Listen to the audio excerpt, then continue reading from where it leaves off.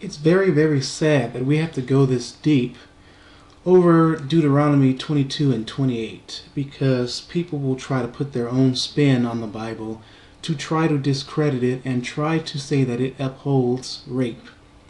Here we have Shelly Summers, and he tries to twist and add his own definition to the Bible of what that 22 and 28 is not consensual. Again, people, we'll learn something new here that will further discredit this argument and hopefully put this to rest. It's impossible to escape this. Let's take a look at... I went to this website here already, and I was going to make a video on all those verses, but I don't have time for that. And two, it doesn't matter. So what I decided to do is a lot more relevant and just search the word lay hold in the Bible, King James reference, so that we can debunk this individual here and now and forevermore. Let's take a look. Let's start with 1 Timothy 6 and 19. King James, laying up in the store for themselves a good founding against the time that to come, that they may lay hold on eternity, on eternal life. And that's right here. Lay hold here is in no way used in a forceful manner. It just simply means to grab. And in this situation it means not literal, but figurative. Because you can't literally lay hold or grab eternal life. So that's part one, debunking this claim. Proverbs 4 and 4. See, this is the NIV, though, that says lay hold. I don't really like the NIV, but there's a point here that I want to make. He taught me and said, lay hold of my words with all your heart. Keep my commandments, and you will live. This is lay hold, once again, in a figurative manner, not a literal manner, and there's no force here. However, in the NIV as well, again, it says, you will lay hold of all your enemies, your right hand will seize your foes. This is talking about lay hold of in a forceful manner.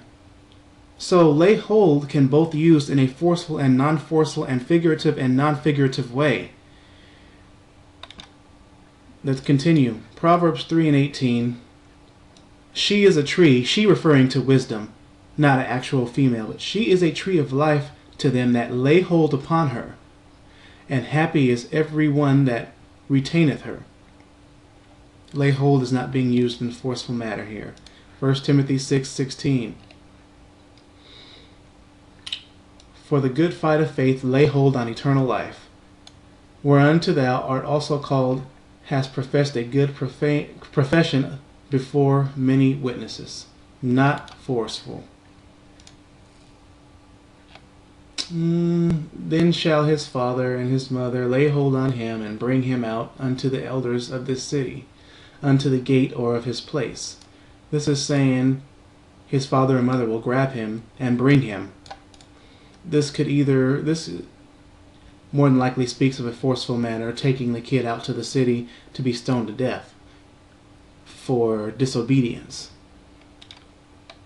So, I mean, and the list goes on. There's a ton of verses here. I'm not going to go through all of them and bore everybody's patience with this nonsense, because we all know what the deal is. Bottom line is Deuteronomy 22 and 28. If it were talking about force, as in rape, they would have said the same exact thing as Deuteronomy 22 and 25, where he says, if he force her and lay with her,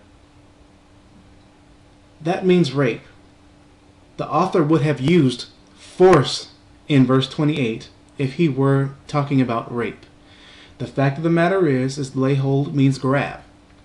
And the root for that is actually, it simply means to entice. Let's take a look at Strong's Hebrew Bible. Hebrew Dictionary. Says the primitive root to manipulate. Primitive root to manipulate. This is why the cross-referencing verse for Deuteronomy 22 and 28, where it says lay hold of, the cross-reference is and if a man entice, which also means manipulate. Entice, manipulate, seduce, so on and so forth. The primitive root for that, like I said, like it shows here, is manipulate. This is the context that the verse is being used in. So Shelly, Atheist Paladin, and anybody else that tries to use this tacky approach to twisting the Bible into saying it approves of rape and so on and so forth, you simply just don't get it. If you looked past your bias in trying to disprove the Bible and discredit it and try to make it seem evil, the Bible shows in one area that rape is punishable. Why in God's green earth would it contradict itself and later say rape is acceptable? That thought process is unacceptable in Bible reading. And here is living proof that you cannot twist it into something that you want it to be.